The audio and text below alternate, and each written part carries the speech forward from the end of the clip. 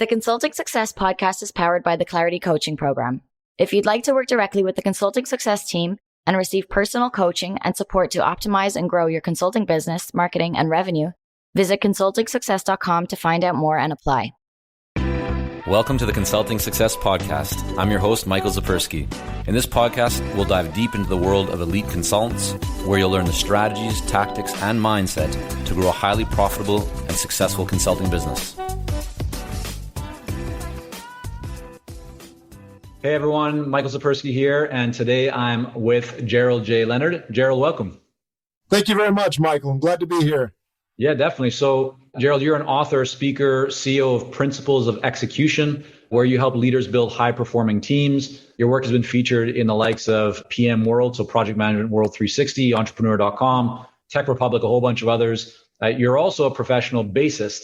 So for those watching video right now, that'll be some fun background for people to see. But your understanding of music, you kind of use that to help companies become more productive in the workplace. And I think where I'd like to get started, Gerald, really is let's go way back, because I'm sure this is probably from the early days. But where did your passion for music come from? I have a TEDx talk out there. In my TEDx, I share this story of how I got started. And it was my sister's guitar. And basically, I was 12 years old, and I was taking some piano lessons. I had another sister that played piano. Neither one of them went professional or went into music seriously. I was the only one that did. And I just kind of fell in love with the guitar. And so I would sneak into her room and play it because it was kind of like her prized guitar, but she was never playing it. And so I would sneak into her room and get it. And then one day she found me, and so she realized she wasn't going to play it. So her brother and sister, she let me have the guitar, but she also let me have it for taking her guitar. Yeah. In fact, we laugh about it even to today because we still have that little red guitar, and it's like this little toy thing, but it was my stowaway. And from that experience, I fell in love with music. And from there, I joined a band with some friends, and one of them was an amazing guitar player. So I realized, well, the guitar's not going to happen for me because he's way ahead of me. I mean, he was playing like Jimi Hendrix at the time. He's still like a 14-year-old kid playing like Jimi Hendrix. The bass came along.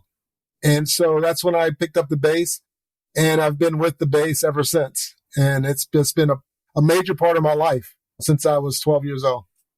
How many hours would you typically spend practicing a day, a week? Just kind of take us through, what did that routine look like? Well, when I was a kid, it was pretty fanatical. That's all I did. And then when I went to college, I probably spent in undergrad and in grad school, maybe about 7 or 8 hours a day, 6, 7 hours a day. I just lived in the practice room, and I played both classical, orchestral music, and jazz and R&B. And so my thinking behind it was I wanted to be the musician that could make a living playing music and not just having to be on the road all the time for one particular style, but that I could live in a city and I could play the chamber orchestra, I could play a ballet, I could play a show, or I could play a jazz club, or I could play R&B. And so I learned how to read and play by ear. It happened for me when I lived in Cincinnati doing my master's. I was working as a musician. I lived in New York. I was working as a musician. And so that strategy worked for me. But I spent a lot of hours studying and working, and it really shaped my thought process and life, especially even in my business career, because I learned the value of practicing. In fact, my TEDx talk is called What If Practice is the Performance? Even at the top of the game, most professional musicians will spend 95% of their time practicing. Literally, they're only on stage like 5% of the time. Yeah. So you have to just fall in love with, the art of practicing and working on your craft. Yeah, no, I remember hearing a podcast with Jerry Seinfeld and another one with Kevin Hart, just talking about how they break down preparing for comedy and, all the feedback that they get from the audience. And it made me think that most people just, view them on stage or in some kind of performance like, wow, these people are amazing. They're so good at what they do. But people often don't actually look at, as you said, like the majority of the time where they're really like deep strategizing and practicing and going over things over and over and over again. What percentage of being a successful musician do you think comes from just kind of like your DNA and whether you're, good at rhythm and just good at understanding kind of that whole vibe around music compared to that you can just learn? Like, even if you don't start off being someone with that understanding of rhythm, can you still become successful in the music world, or what are your thoughts on that? I mean, I do believe that you do have to have a certain amount of talent or rhythm. But once you can, you have a certain amount of rhythm and talent, it stops there. And everything else is work. That's like maybe, 2%, 3%. The fact that you have, some talent, you can dance and you can stay on the beat or, or something like that. But what it really boils down to is deliberate practice. What I mean by deliberate practice is once I got started and I really fell in love with it, I knew I needed a teacher. And so I worked part-time as a kid, even in high school, and made some extra money and went and found a bass teacher and paid for lessons. And my mom would come home and I'd be standing there at the door with my bass waiting for her to take me to the lesson. And the instructor or the person who's teaching me would give me certain things to work on that were above my level of proficiency. So I'd have to go back and struggle. But then I would work on those things and I'd get better and I'd come back and I'd play them for him. And I saw the progression that he was giving me difficult things to work on and it was making me better. And I was blending that in with having fun doing it. So it wasn't just all hard work and sweat. It was, enjoying it and having fun. But there was this concept of deliberate practice. And obviously when I went to college and did my bachelor's and master's in music, there was a lot of deliberate practice and, training and recitals and things where you're really being pushed to the limit of what you're capable of doing.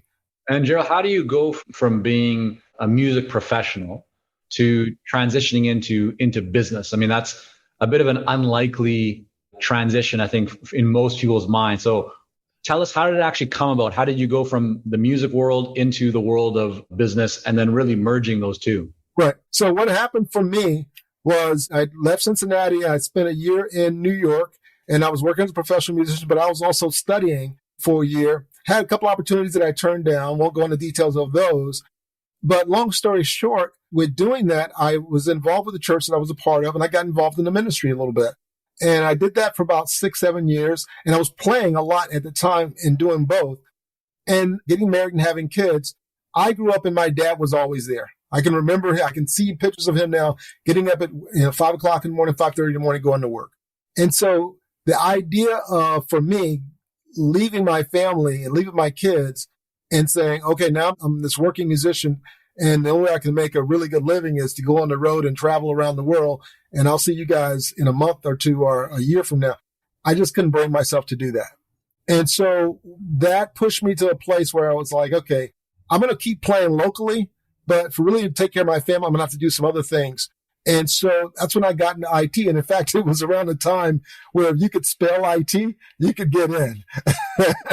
And so what was interesting was being a musician for me was, I always saw it as a business. I always saw the business side of music. Yeah, you had to perform and practice, but there was, okay, you got to get the gig, you got to get paid for it, you got to make a living, you got to be profitable and so on.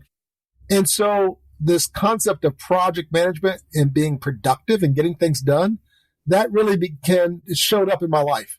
And so I realized that even though I did some of the technology things and learned technology, that the project program portfolio management space was naturally fit for me.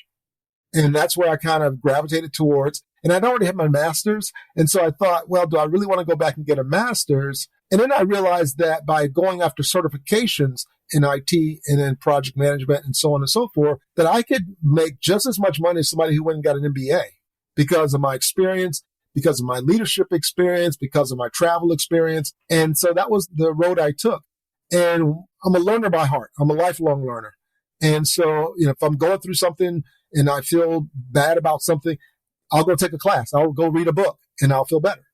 And so I love learning. And that's what I did. And I just read everything I could. I took courses, found mentors, found coaches, and over time, doors opened. And what did that look like? I mean, what were some of the early wins when you kind of think back to your first clients? So outside of working as an employee, when you kind of became an owner of the business, who were the first clients and how do you go about getting those projects? Well, what was interesting was that I was in a couple of consulting businesses prior where I wasn't the owner. I was still an employee, but I was doing major consulting. I'd done consulting for the National Archives, for Geico, for Del Monte, for large biotechs, from Healthcare Center in Boston, Brigham and Women's Health Center. And when I started my own consulting practice, I had been in the field for close to 20 years. So I had a lot of connections. I had worked as a sales consultant and was delivering for CMS, Center of Medicare Services up in the DC area, and selling the services and networking. So I had this whole Rolodex of CEOs, CIOs, and other folks. And I was also the president for 9 years of the Microsoft Project User Group. Because again, I was a learner. I was someone who wanted to network. And I realized one of the ways to get really good at what you do is find a group that's an affinity group for what you are a part of and have other people that you can talk shop. Right. Even though let's say, so you had these connections, right? Which for a lot of people would be enviable. Like it's, a lot of people would love to have probably the Rolodex that you had, but what did you do with it?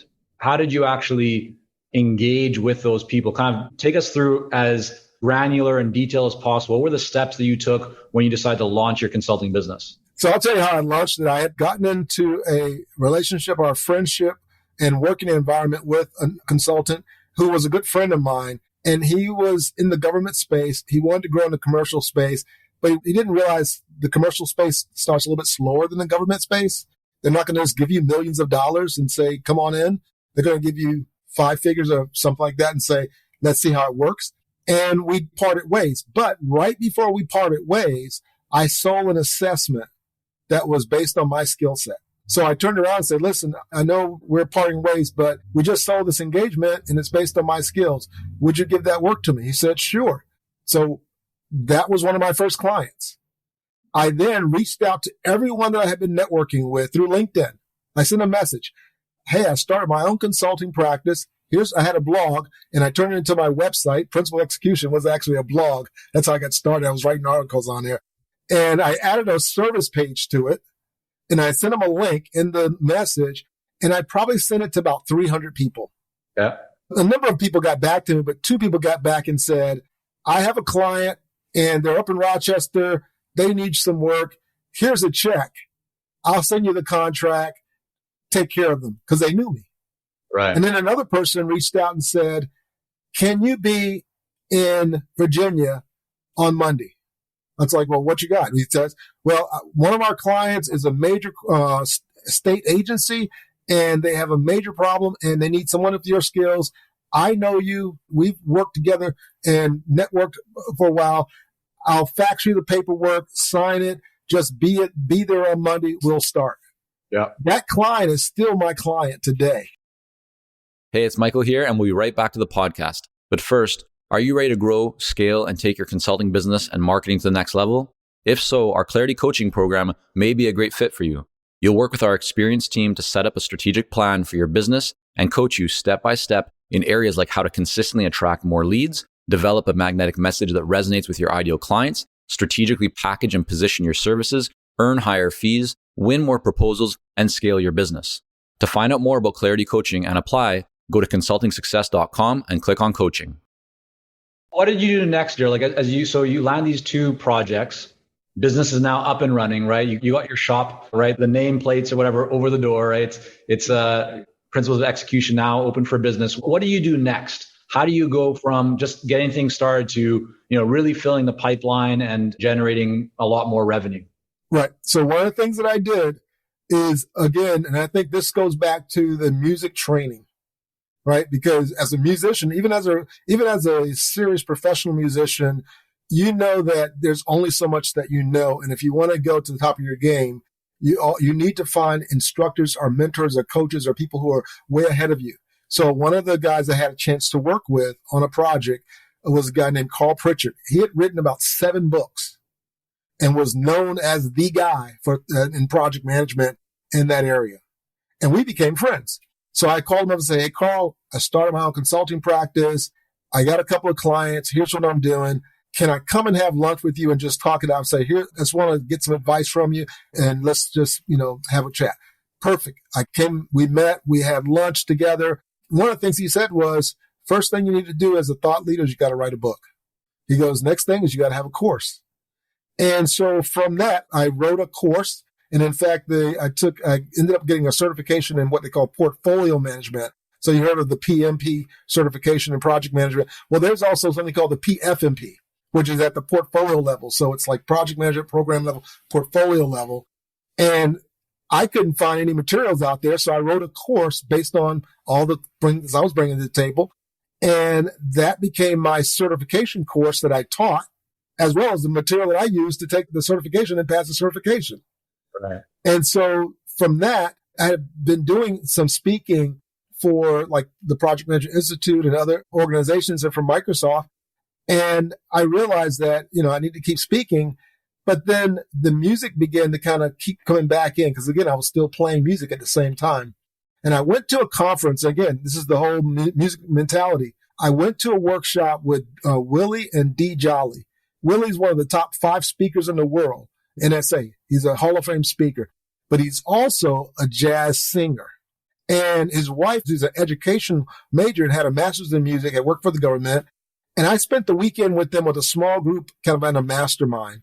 Mm-hmm. And when I told them about my business and what I was trying to do, she said to me, you know what you do is you really help companies change their culture. And I went, I never thought about it from that angle. And then he said, man, if you take what you're doing with music, because at that time, the song All About That Bass, that was out. And he was like, man, if you take that All About That Bass and put it into a culture is the bass.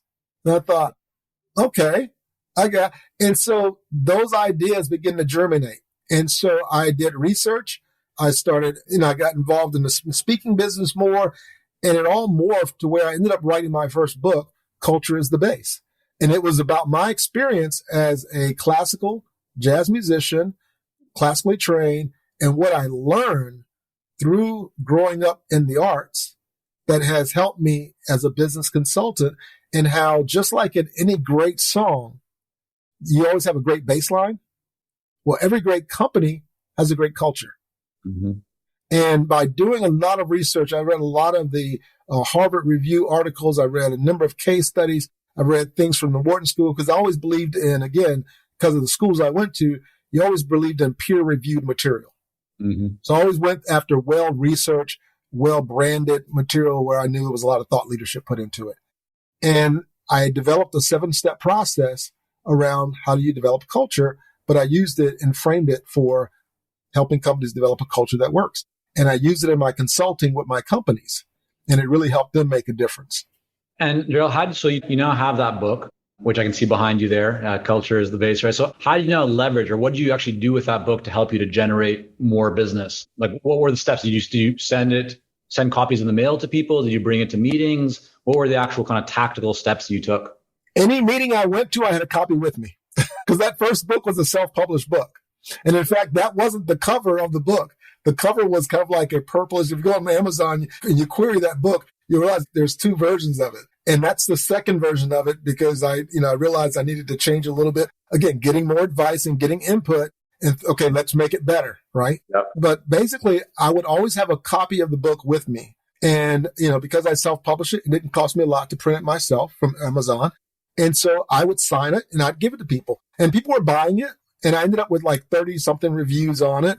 And people were like, I get this concept. It's like you're taking this really complex concept and you've made it really simple and easy to access. But then I would share it with potential clients. And because of the work I had done in the past and other clients I'd had, I would just get a phone call from like a major law firm. Hey, we had worked together at that time. I know you were doing this at the firm and I was the director of this. I'm now the CIO of this company. I need your help. What you did for that major law firm, can you come and do for me? When you're referencing the major law firm, was this previously, like before you struck out in your own consulting business? Yes, it was before I started out on my own because, again, like I said, I had about 20 years or so. I had a good track record of experience to work with. And it wasn't like I was just starting something new. And also, I was listening to one of your other podcasts, and the gentleman was talking about how do you have to niche in your market. And really, for me, it was niching down. And even what I'm doing now is really niching down in my market and saying, okay, there's tons of project, program, and portfolio management consulting firms out there. Mm-hmm. But very few of them focus on the cultural aspect of all the change that they're introducing. Mm. And so with one of my clients who had over 1,000 project managers, right? And they're trying to roll out this very complex system.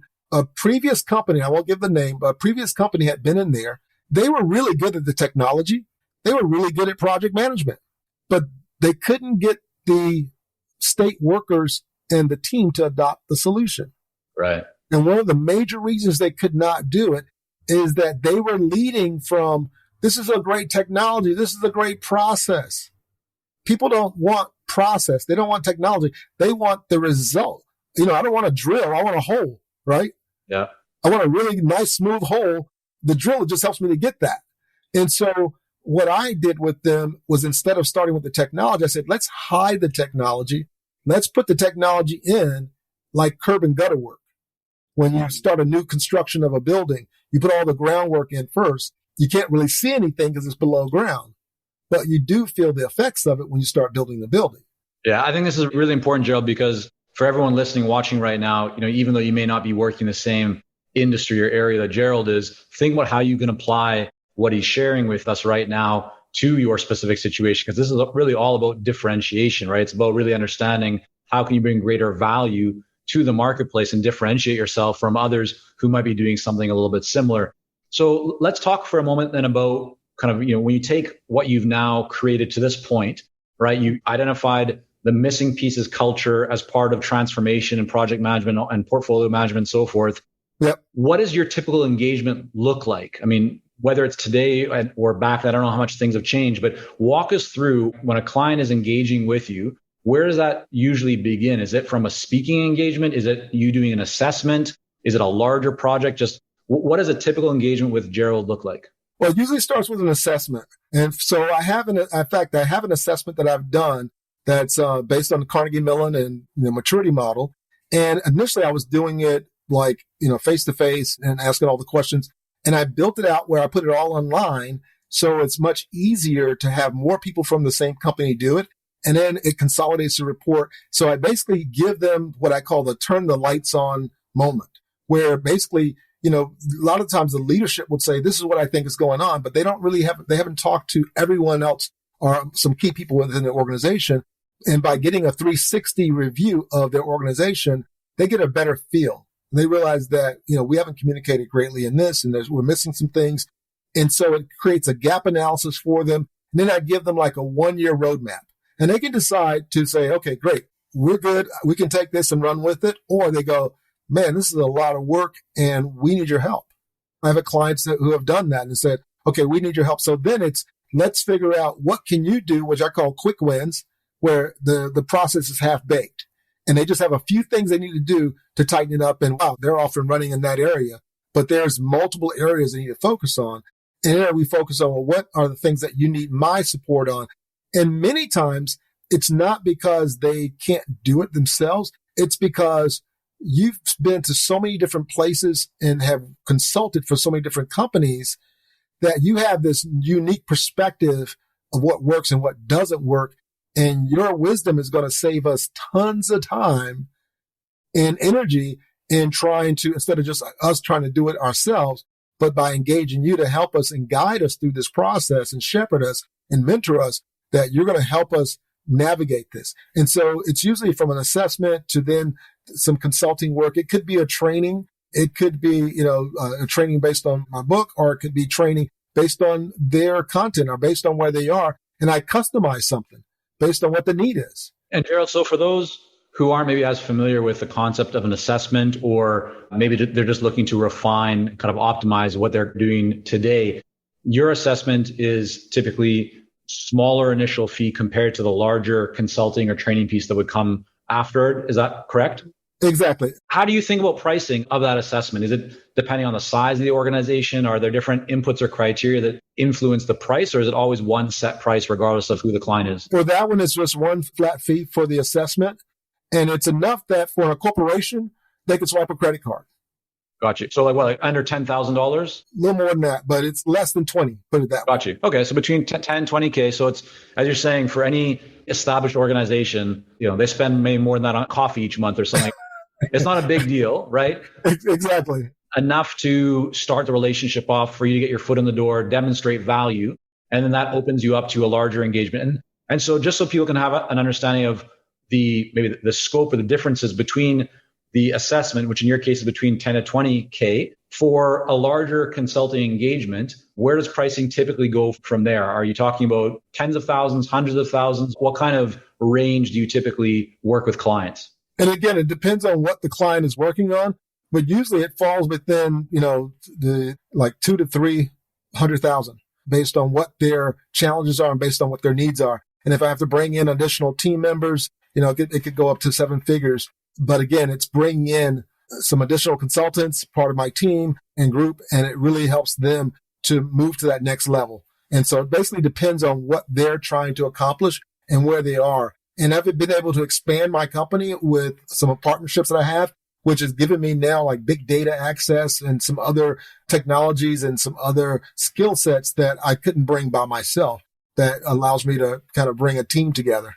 You just you kind of pulled the words out of my mouth there, because my next question for you was, how have you leveraged or how have you approached kind of growing or growth of your business if you're kind of still the main input or kind of player from a music perspective? What have you been doing? I know you said you took kind of the initial assessment, brought it online instead of having to do it on person. So there's obviously leverage there. You're creating partnerships. Is there anything else that you've done in the last 12 to 24 months that you feel has really helped you to create more leverage in the business? Yeah, there's definitely been some investment in the business and a strategic partnership that's been created. And so right now, as you can see, if you look at my LinkedIn profile, it says Principal Execution, legal name, but I'm doing business as Turnberry Premier. And so there's a partnership there. I have another company, and basically it's given me access to about 750 people, to where now it's greatly expanded my capabilities. But I'm still the thought leader and CEO of my company and kind of spearheading a lot of what's happening, but it's opening the door. And it also allows me to take advantage of my minority certification, which I literally had applied for and really hadn't used as much, because most companies were hiring me not because I was minority or because I had the minority certification. They were going, we need that skill set. Right. So is the partnership that you have in place now, is the benefit for you of that it helps to generate inquiries and leads for your services? Or is it more about you tapping into other consultants or people that you can pull into projects? What's the main value? It's both.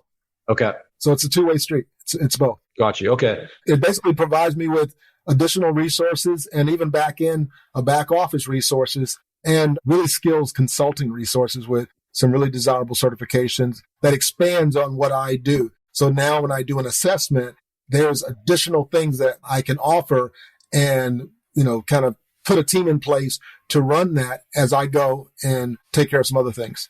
Or for somebody who is looking or considering a similar type of partnership, any advice, any things that as you kind of were, dotting the I's and crossing the T's and thinking about, the legal kind of repercussions or protecting your intellectual property, just anything that you think would be important for somebody who is considering a partnership that they should know?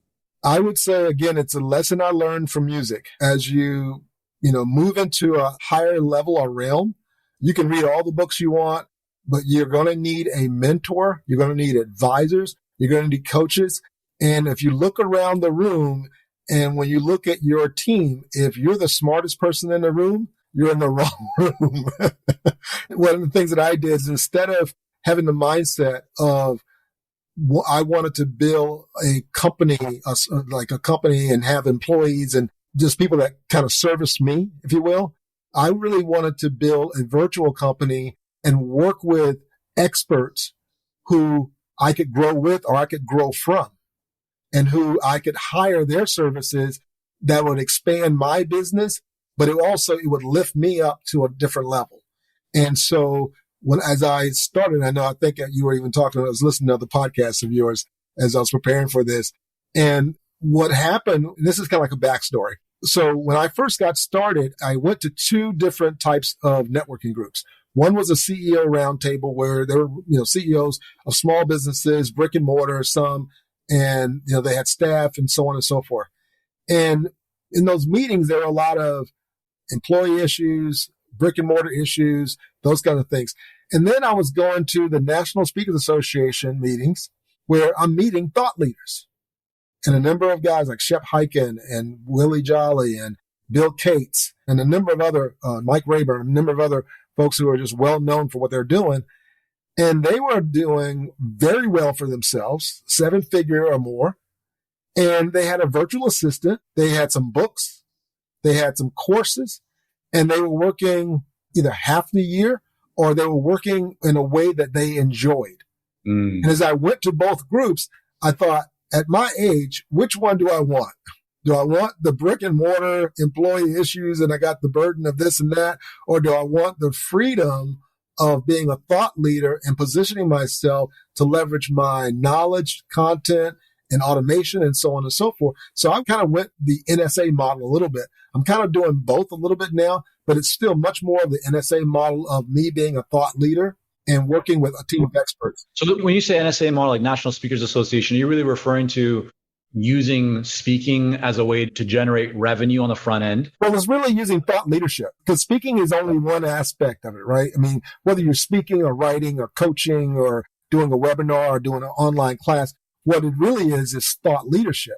And it's really positioning yourself in a niche where you're becoming prolific in your speaking, writing, podcasting, whatever you're doing, in a way that others realize there's a tremendous value. And so for me, what that drove me to, and it's kind of taken to where I'm at now, is that I identified 4 key areas that I could combine that would really set me apart from most consultants out there that do what I do. And that was taking the concepts of productivity, project and program management, which I have the certifications in, music, my background, master's in, workplace culture, which as I learned, I was making an impact. So I spent a lot of time reading books on studying, and okay, now I get the idea of culture, wrote a couple of books on it, and then neuroscience. And so I read a book by a lady named Judith Glazer, who passed away a couple of years ago, and it was about culture, but her take was culture starts with conversations. Mm-hmm. But conversations are driven by neuroscience. And once you understand how our brains interact and work together when we're having conversations that we like or don't like, then we can understand how neuroscience plays into conversations. So I was like, okay, I'm hooked. I did a certification with her. I spent 2 years in that program and got the certification in conversational intelligence as a certified coach. So there I combine productivity, workplace culture, music, and neuroscience into this concept of, because they all kind of mingle together in a way of how do you get people to make aggressive changes, but yet reducing stress and enjoying the journey as they go along. And Gerald, how do you take, so you have these 4 areas that you've identified, right? Which any individual one does not differentiate you, but combined it does. How do you then communicate that, or what have you done to make sure that people can see that that is unique and different? Is it speaking? Is it writing? Is it the books? Is it all those things? Like, just kind of take us through what's your approach to actually putting those things together and then communicating them to the marketplace? Okay, so in my latest book, Workplace Jazz, that's what that book is. It's using the concepts of agile project management, using the process of culture, neuroscience. So I used the framework. I created a framework called Improvise, music, jazz, right? And so each letter stands for one of the building blocks of that framework. And so as I go through each process, I tell stories. I talk about the neuroscience of that area. For one, is like, first one is improving your skills, like skill improvement. But I talk about deliberate practice. So I'm talking about what I started off with, not just practicing, but deliberate practice, specifically figuring out how do I get better? How do I push myself to get better? And then I kind of encapsulate it within those 4 areas. And so each of those frameworks goes into that. I also have a course that's being developed that will come out in the beginning of, I think in the middle of February here, where it'll be much more of an experiential process. And I've partnered with Jean Blackwell, who was in Success Magazine, and she's well known for like really some incredible course designers. And so again, partnering with the best. I also partnered with another company on my book, Stephen Harrison, and his team on my other book and on a course. Then I have a podcast. And so I talk about the different segments of those concepts at the podcast. And I just released my 3rd single called Workplace Jazz, where I actually wrote a song that goes along with the whole concept. And so through all the networking, I ended up meeting this gentleman named Donald Robinson. Well, Donald, who was first introduced to me as, he's the piano player at my church. This was Steve Harrison, who works with Jack Canfield. And he goes, oh, this guy, you got to meet this guy. He's a piano player at my church. Okay, we meet. I'm like, Steve, he's not a piano player at your church. He's a Grammy-nominated producer who worked with Grover Washington for 10 years and has done all these amazing things and sits on the Grammy board in Philadelphia. It's like, he's not just a church piano player. And so he's become one of my best friends and my coach. And so I've written 3 songs. They're on iTunes or Spotify. So if you look up Gerald J. Leonard, you'll see Vertigo, Gulf Shores, and Workplace Jazz. And I was able to recruit a gentleman named Phil Perry, who has spent 40 years and has achieved the R&B Hall of Fame status. He's on one of the songs. Donald's playing on some. I have a trumpet player.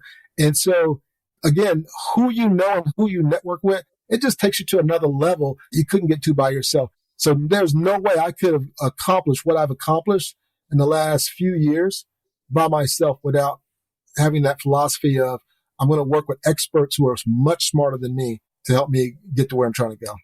Yeah, that's fantastic. Well, Gerald, I want to thank you so much for coming on here today and make sure that people can learn more about you, your work, your music, everything that you have going on. Where's the best place for people to go? The best place to go is workplace-jazz.com. Workplace-jazz.com. All right, we'll have that all up in the show notes. Again, Gerald, thanks so much. Thank you very much.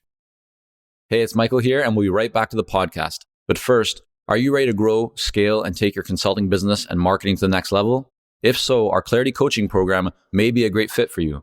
You'll work with our experienced team to set up a strategic plan for your business and coach you step by step in areas like how to consistently attract more leads, develop a magnetic message that resonates with your ideal clients, strategically package and position your services, earn higher fees, win more proposals, and scale your business.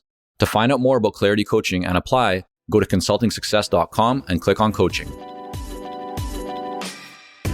Thank you for joining us on this episode of the Consulting Success Podcast. For more episodes and to subscribe, rate, and leave a review, head on over to iTunes. And if you'd like to develop consistent lead flow and a highly profitable consulting business, learn more about our coaching programs at consultingsuccess.com.